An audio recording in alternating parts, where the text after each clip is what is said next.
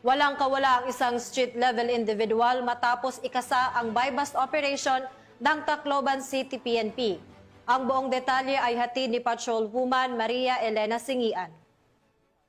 Ng mga autoridad ang isang street-level individual sa kinasang buy-bust operation sa Barangay 37 Reclamation Area, Tacloban City. Bandang alas 6:39 ng gabi ng ikasang operasyon ng mga tauhan ng Tacloban City Police Station 2 Station Drug Enforcement Unit sa koordinasyon sa Philippine Drug Enforcement Agency 8. Nakumpiska sa sospek ang 7 pakete ng hinihinalang shabu na may tinatayang timbang na 8 gramo na nagkakahalaga ng 54,400 pesos, isang genuine 500 peso bill na ginamit bilang buy-bust money at isang coin purse. Mahaharap ang sospek sa kasong paglabag sa Section 5 at 11 Article 2 ng RA 9165 o Comprehensive Dangerous Drugs Act of 2002. Ang matagumpay na operasyon ay bunga ng pagpapaigting ng Tacloban City PNP katuwang ang iba pang ahensya ng gobyerno sa kampanya laban sa legal na droga upang matiyak ang kaayusan at kapayapaan sa nasasakupan. Dahil sa bagong Pilipinas, ang gusto ng pulis, ligtas ka. Mula dito sa Eastern Visayas, ako ang inyong PNN correspondent, Patrolwoman Singian,